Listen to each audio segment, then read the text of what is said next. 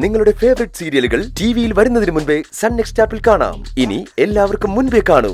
ഇപ്പോൾ തന്നെ sun next app download ചെയ്ത് സബ്സ്ക്രൈബ് ചെയ്യൂ. ഇവിടെ എങ്ങും ഒന്നുമില്ല. നിനക്ക് വെറുതെ തോന്നിയതാവും. അല്ലല്ല, ഞാൻ കണ്ടതാ. വലിയ പത്തി വിടർത്തി എന്റെ തലയ്ക്ക് മുന്നിൽ നിൽക്കുന്നത്. അയ്യോ, ആവശ്യമില്ലാത്തതൊക്കെ ചിന്തിച്ചു കിടന്നിട്ടാവും ഈ ദുസ്വപ്നമൊക്കെ കാണുന്നത്. ദുസ്വപ്നല്ല, ഞാൻ ശരിക്കും കണ്ടതാ. എന്നിട്ട് എവിടെ പാമ്പ്?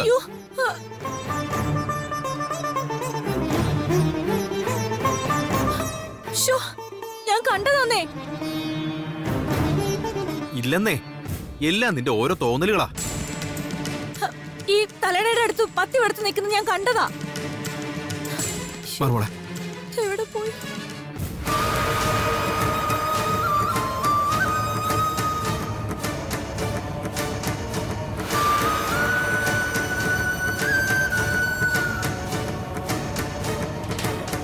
ആഹാ, അപ്പൊ ഇതാണ് കാര്യമല്ലേ?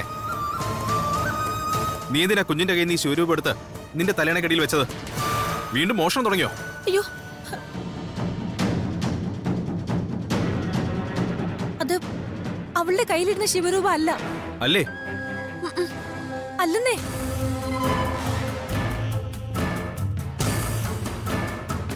ഞാനും മോനും അമ്പലനടയിലെ കടയിൽ നിന്ന് വാങ്ങിയത്. ഇവളുടെ കയ്യിൽ ഈ രൂപ ഇരിക്കുന്ന കണ്ടപ്പോ മണിക്കും അതുപോലെ വേണമെന്ന് തോന്നി. അതുകൊണ്ട് ഞാൻ വാങ്ങിക്കൊടുത്തതാ.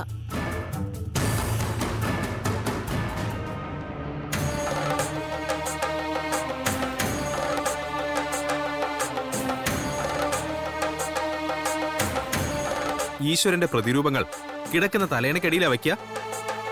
അങ്ങനെ വച്ചാൽ തന്നെ അത് അശുഭലക്ഷണമാ. അതുകൊണ്ടാ ഇമാതിരി തോന്നലുകളൊക്കെ ഉണ്ടാവുന്നേ.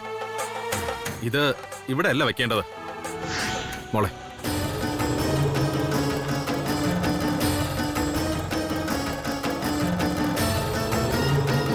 ഇനി മഹാദേവനെ മനസ്സിൽ ധ്യാനിച്ച് കിടക്കുക. അപ്പൊ ഒരു ദുസ്വപ്നം കാണില്ലേ. കിടന്നോളൂ.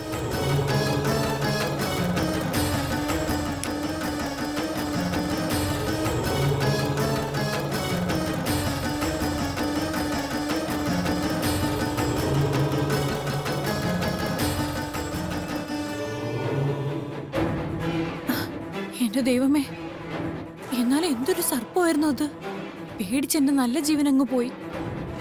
മഹിമേ, അതും ഇതും പറയാതെ ഓം നമഃശിവായ ജപിച്ച് കിടക്കാൻ നോക്ക്.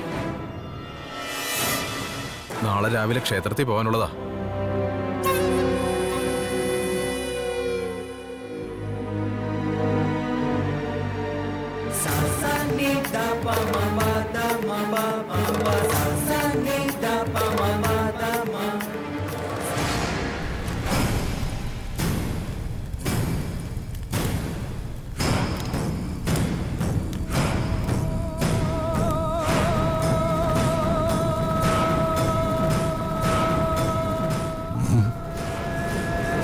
അങ്ങനെ അതും സംഭവിച്ചു കഴിഞ്ഞിരിക്കുന്നു.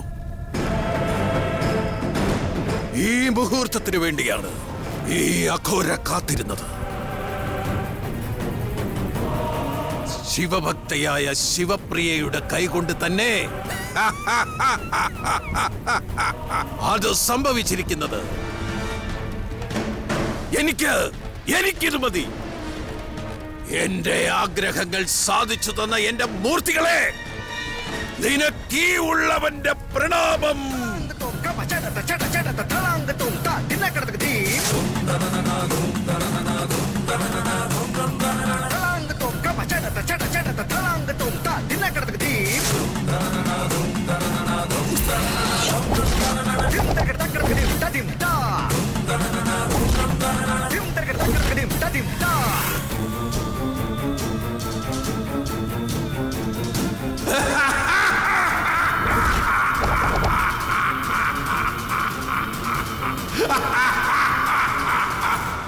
ഇനി ശിവപ്രിയയുടെ ശിവരൂപത്തിന്റെ ശക്തി ഈ ഉഗ്രസേന അഘോരയ്ക്ക് സ്വന്തം. ഇനി അവളെ ഒരിക്കലും ഒരു ശിവരൂപവും സംരക്ഷിക്കില്ല. ഇനിയുള്ളത് വെറും ശിലാരൂപം മാത്രം. യഥാർത്ഥ ശക്തി ഇപ്പോ ഈ ഘോരയിലാണ്. ഇനി ഞാൻ വിചാരിക്കുന്നതേ നടക്കൂ. ഇനി ശിവപ്രിയ ശിവരൂപം മറക്കട്ടെ, ശിവനാമം മറക്കട്ടെ, ശിവനാമം മറക്കട്ടെ.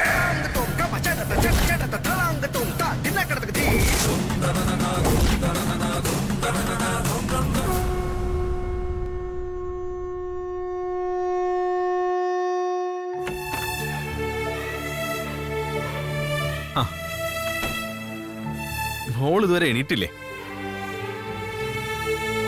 സാധാരണ ഞാൻ കുളി കഴിഞ്ഞെത്തുമ്പോഴേക്കും ഉണർന്ന് ശിവനാമം ചൊല്ലുന്നാണല്ലോ പതിവ്. ഇന്ന് എന്ത് പറ്റി? മോളെ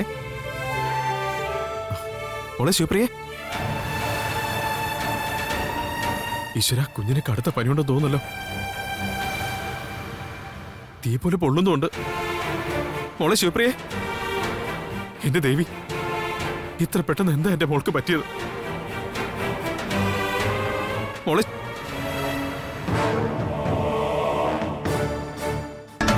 ഈശ്വര, ഇതാരാ തട്ടിയിട്ടത്? എന്തൊക്കെയോ അനർത്ഥങ്ങളുണ്ടല്ലോ. അല്ലെങ്കിൽ ഇന്ന് അരങ്ങേറ്റമായിട്ട് മോൾക്ക് എന്തെങ്കിലും ഒരു കടുത്ത പനി വരാൻ കാരണം?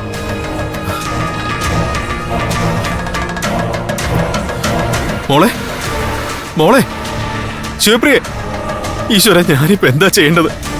ദേവി, മോളെ. എന്താ ഇത്? എന്താ രാവിലെ മറ്റുള്ളവർ ഉറങ്ങാൻ സമ്മതിക്കില്ലേ? നിങ്ങൾ ഇങ്ങനെ പിച്ചും പെയ്യും പറഞ്ഞോണ്ടിരുന്ന ബാക്കിയുള്ളവർക്ക് ഉറങ്ങണ്ടേ?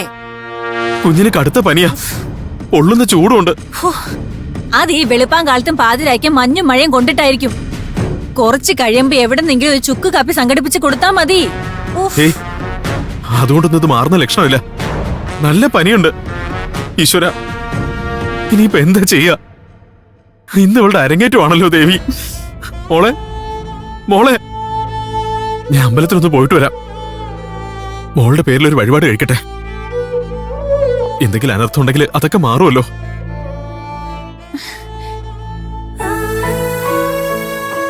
ഈശ്വര, ഇപ്പൊ നേരത്തെക്കാളും ചൂടുണ്ടല്ലോ. ഈ പനിയും വെച്ച് എങ്ങനെയാ അരങ്ങേറ്റം നടത്തുക? ഏതായാലും ഞാൻ വിദ്യാമ്മയൊന്ന് കണ്ട് അരങ്ങേറ്റൊന്ന് മാറ്റിവെപ്പിക്കാൻ പറ്റുമോ നോക്കട്ടെ. ഓ, ഇനിയിപ്പൊ അരങ്ങേറ്റം നടത്തിയിട്ട് എന്തിനാ? വയ്യാത്ത കൊച്ചിനെയും കൊണ്ട് എത്രയും പെട്ടെന്ന് നമുക്ക് വീട്ടിൽ പോന്നേ. അത് പറ്റില്ല. ഞാനെന്തായാലും അമ്പലത്തിൽ പോയിട്ട് വരാം.